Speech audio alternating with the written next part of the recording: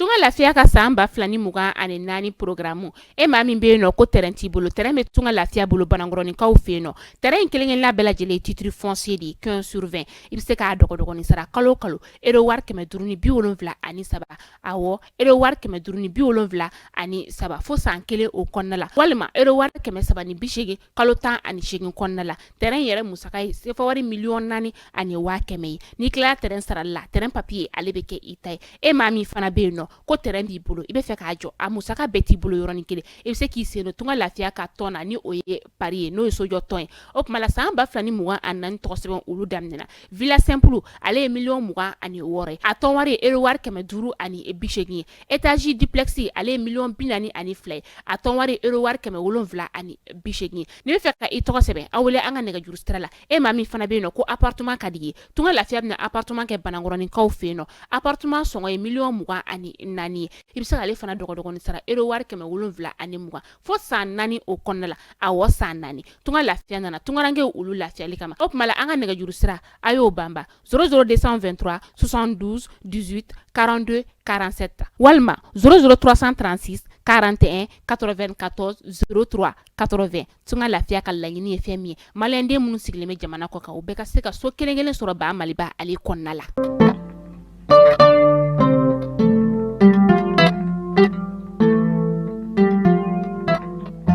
biye tarata ye novembre kalo tile 28 san 2027 aw bisimila mali kunnafoni jabarani kan bamanankan kunnafoni kɛnɛ kan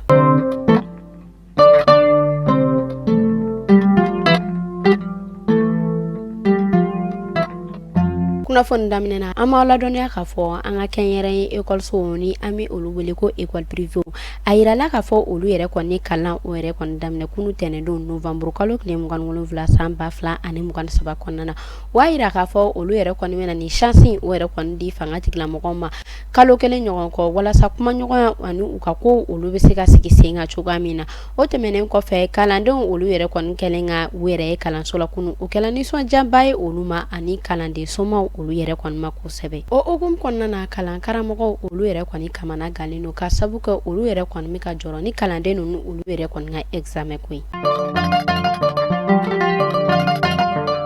Musa Bala Sise ni ale yɛrɛ ye an ka ba Maliba ale yɛrɛ kɔni gafe sɛbɛlaba ye kunnafoniya u y'a yira k'a fɔ ale yɛrɛ kɔni gafe sɛbɛ gafe min ni o yɛrɛ kɔni tɔgɔ tala ka di an ka camancɛ fanga ɲɛmɔgɔ ni ale bɛ wele ko colonel Asimi Goita difuri o tɔgɔ tala k'a da ale la kunnafoniyaw bɔla ka yira k'a fɔ ko décembre kalo tile 8 nata san 2027 kɔnɔna na ko livre in o yɛrɛ kɔni lancement o kan ka kɛ CCB kɔnɔna na ko jamanaden bɛɛ olu yɛrɛ kɔni welelen no u ka ye kɛnɛ in kan ka taa livre in ale yɛrɛ kɔni lancement na o hukumu kɔnɔna na u y'a yira k'a fɔ madame Aisha Baba Keita ni ale ye an ka journaliste ye ani Baba Mulayi Aidara ni ale yɛrɛ y'an ka ministre kɔrɔ ko lancement in ale yɛrɛ kɔni parrain talen no k'a di ni ma ko fɔta ninnu ma Père Yayo ni ale yɛrɛ ye an ka Mali mon père dɔ ye ni ale yɛrɛ ye missionnaire ye ni Allemagne do kunnafoniyaw o yɛrɛ kun y'a yira k'a fɔ ko ale yɛrɛ kɔni kun minɛna karidonya dɔ o yɛrɛ kɔni fɛ ni o karidonya na ko ale yɛrɛ kɔni selen kɔ église la n'a ye mobili jɔ k'a bɛna don église kɔnɔ ko maa ko fɔta dɔ olu yɛrɛ kɔni ye Père Yayo ale yɛrɛ kɔni minɛ ni ale ye an ka Mali mon père dɔ ye kunnafoniyaw y'a yira k'a fɔ ko a yɛrɛ wagati damadɔ o yɛrɛ kɔni ko bolo nka kunu tɛnɛndon novembre kalo tile 27 san 2027 sɔgɔmada fɛ kunnafoniyaw o y'a yira k'a fɔ ko u yɛrɛ kɔni ale yɛrɛ kɔni labila ni o hukumu kɔnɔna na ni a yirala k'a fɔ ale yɛrɛ kɔni ka papier olu yɛrɛ kɔni bɛ ɲinina k'o sigi sen kan walasa a yɛrɛ kɔni bɛ se ka segin a bɔyɔrɔ la cogoya min na ni o yɛrɛ ye Allemagne ye halisa ala ka jamana in basigi Banque centrale des États du Sahel kunnafoniyaw olu y'a yira k'a fɔ ko ale yɛrɛ kɔni bɛna kalifa o yɛrɛ kɔni dɔ sɔrɔ kalifa min yɛrɛ ye ni o yɛrɛ ye sanu réserve minnu caman olu yɛrɛ kɔni bɛ yen nɔ kunnafoniyaw bɔra k'a yira k'a fɔ o yɛrɛ kɔni bɛna di Banque centrale des États du Sahel o yɛrɛ kɔni ma ni o bɛna bila olu yɛrɛ kɔni ka coffre-fort o kɔnɔna na o hukumu kɔnɔna na u ye laɲini kɛ walasa fanga tigilamɔgɔw olu yɛrɛ kɔni bɛ se ka wuli ka jɔ kɛ cogoya min na ni sanu ninnu ni olu yɛrɛ kɔni sera coffre-fort kɔnɔna na olu ka lakana o bɛ se ka sabati cogoya min na.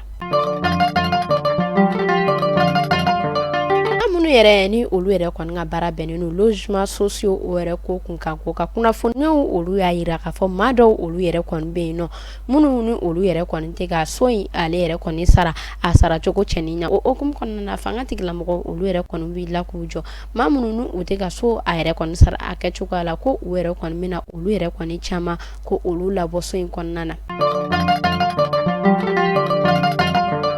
Bamananw olu ko ten tɔ ko ni dɔ ka ba o yɛrɛ kɔni masa ko dɔ ka na o tɛ ja a yirala k'a fɔ maa minnu ni olu ka baara o yɛrɛ kɔni bɛnnen no groupe électrogène olu yɛrɛ kɔni dilanni ma ni ale yɛrɛ kɔni bɛ bila la ni courant o yɛrɛ kɔni tigɛ la a yirala k'a fɔ olu ma ko fɔta ninnu olu yɛrɛ kɔni ka baara o yɛrɛ kɔni ɲɔ o yɛrɛ kɔni ɲɛlen no kosɛbɛ ka sabu kɛ ni cɛni o yɛrɛ kɔni dɔ la maa ma kun groupe ko o kun kan olu yɛrɛ kɔni sigilen no sisan nɔ ni wagati ninnu yɛrɛ kɔni na ko o yɛrɛ kɔni baara ko cɛɲuman o yɛrɛ kɔni kɛ. Alisa an bɛ to an ka ba Malibaw o yɛrɛ ko kunnafoniya kɔnɔna na kɛrɛnkɛrɛnnenya la an ka kɛnɛya ko o kun kan bana min ni ale yɛrɛ kɔni bɔlen no ni wagati damadɔ in kɔnɔna na ni ale bɛ wele ko dengue kunnafoniyaw o y'a yira k'a fɔ o yɛrɛ kɔni ɲɔ ɲɛnen no kosɛbɛ Bamakɔ ale yɛrɛ commune 6 bɛɛ kɔnɔna na a yirala k'a fɔ o wagati kelen kɔnɔna na TDR ni ale yɛrɛ ye mansin min ni a bɛ kɛ k'a lajɛ n'a sɔrɔ ni dengue o b'i la walima n'a a t'i la ko o yɛrɛ kɔni bɛ ka dɔgɔya kosɛbɛ an ka dɔgɔtɔrɔsow kɔnɔna na a tun kun yirala k'a fɔ ko an ka CCRF bɛɛ lajɛlen ko TDR ni ale yɛrɛ test diagnostic rapide n'ale bɛ kɛ ka dengue k'ale yɛrɛ analyse kɛ ko o yɛrɛ kɔni bilala CCRF caman kɔnɔna na CCRF minnu ni labo o yɛrɛ kɔni tɛ yen nɔ o hukumu kɔnɔna na kɛnɛya tigilamɔgɔw olu yɛrɛ kɔni wele bila jamanaden bɛɛ lajɛlen ma ko bɛɛ lajɛlen u ka sange o yɛrɛ kɔni matarafa kosɛbɛ ka sabu kɛ dengue ni ale yɛrɛ soso ye soso min ni ale yɛrɛ kɔni bana bilacogo o yɛrɛ kɔni cɛman ye kosɛbɛ ko maaw olu ka sange o yɛrɛ kɔni matarafa kosɛbɛ walasa u bɛ se ka kisi nin bana kofɔta in ma. A yirala k'a fɔ MINUSMA ale yɛrɛ kɔni ka ko olu kun ka jamana caman o yɛrɛ kɔni ka kɛlɛkɛcɛw olu yɛrɛ kɔni kun bɛ dɛmɛna olu fɛ kosɛbɛ mais o jamana caman ninnu kɔnɔna na a yirala k'a fɔ ko Chad ale yɛrɛ kɔni ka kɛlɛkɛcɛ caman ko o yɛrɛ kɔni bɔnɛna ani na MINUSMA ale yɛrɛ kɔni ka dɛmɛ yɛrɛ kɔnɔna na.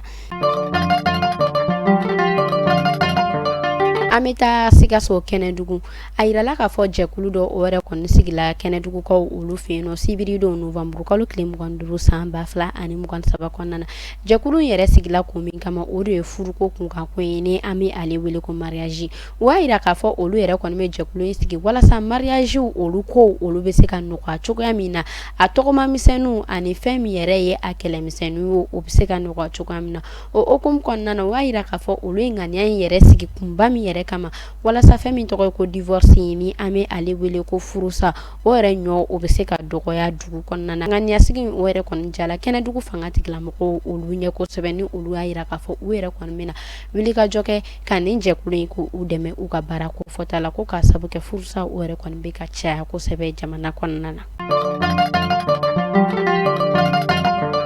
An bɛ taa kɔkan kibaru la kɛrɛnkɛrɛnnenya la Kenya a yirala k'a fɔ Kenyakaw olu fɛ yen nɔ ni wagati damadɔ in na ji o yɛrɛ kɔni ye tiɲɛniba o kɔ olu fɛ yen nɔ min yɛrɛ kɔni kɛla sababu ye k'a to maa 70 ɲɔgɔn kɔ o yɛrɛ kɔni bɔnɛna u ni na ani u ka dugu kɔnɔ yan fan ninnu yɛrɛ kɔni fɛ fɛn min yɛrɛ tɔgɔ ye ko u ka pont ani u ka siraw ni yiri caman o yɛrɛ kɔni tagala ji o yɛrɛ kɔni fɛ minnu bɔnɛna u ni na an bɛ Ala deli badanema Ala ka a di u bɛɛ lajɛlen ma.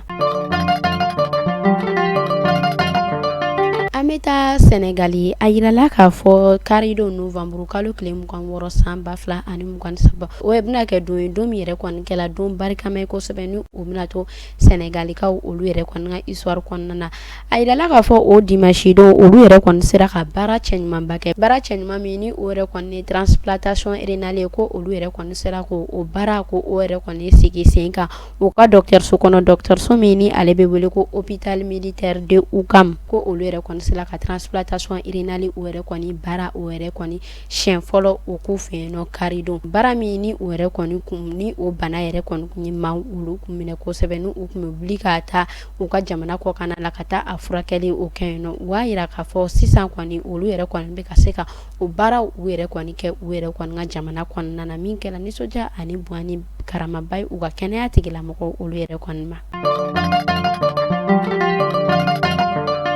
alisa ameto Senegali ale kunnafoniyaw kɔnɔna a yirala k'a fɔ Senegalikaw olu yɛrɛ kɔni ka farikolo ɲɛnajɛ minisiri u ka examen olu yɛrɛ kɔni kɔnɔna na min ni o yɛrɛ kɔni kun dilen no Lati Diop ma kunnafoniyaw b'a yira k'a fɔ o yɛrɛ kɔni ma se ka sigi sen kelen kan kunu tɛnɛndon novembre kalo tile 27 san 2023 kɔnɔna na u ka Assemblée nationale la ka sabu kɛ kumaɲɔgɔnya o yɛrɛ kɔni kɛnɛ kan u ka député dɔ o yɛrɛ kɔni bɛ yen nɔ ni ale yɛrɛ kɔni kirigarala kɛnɛ kan min kɛra sababu ye k'a to kumaɲɔgɔnya o yɛrɛ kɔni ma se ka kɛ an bɛ Ala deli halisa Ala ka nɔgɔya kɛ a ɲɛ. Kunnafoni kuncɛ la an bɛ taa Burkina Faso a yirala k'a fɔ karido novembre kalo tile 26 san 2023 kɔnɔna na ko Burkina kɛlɛkɛcɛw olu yɛrɛ kɔni ni banbagaciw olu karila ɲɔgɔn na kosɛbɛ u ka kan dɔ kɔnɔ kan min ni ale bɛ wele ko Jibo o yɛrɛ kɔni kan kɔnɔna na kunnafoniyaw olu y'a yira k'a fɔ ko u yɛrɛ kɔni sera ka banbagaci 800 ɲɔgɔn kɔ o yɛrɛ kɔni faga banbagaci 7,000 o yɛrɛ kɔni kɔnɔna na kunnafoniyaw u y'a yira k'a fɔ kari ɲɔgɔnna ninnu yɛrɛ kɔni kɔnɔna na u ka kɛlɛkɛcɛw olu yɛrɛ kɔni sera ka banbagaci 800 ɲɔgɔn kɔ ko o yɛrɛ kɔni faga dugudenw olu yɛrɛ kɔni bɔra ka kunnafoniya di k'a yira k'a fɔ ko banbagaci ninnu ko olu yɛrɛ kɔni u kun ka ca kosɛbɛ ko olu yɛrɛ kɔni kun bɛ taa 7,000 o yɛrɛ kɔni ɲɔgɔn kɔ la an bɛ Ala deli halisa Ala ka jamana ninnu basigi. Ni e maa o maa i bɛ fɛ i ka foli o yɛrɛ kɔni ka bila an ka kunnafoniyaw na i b'an wele ni numéro damadɔ in na 75 71 50 31 ni ne kun bɛ dansigi kɛ bi kunnafoni na aw k'an bɛn siɲɛ wɛrɛ.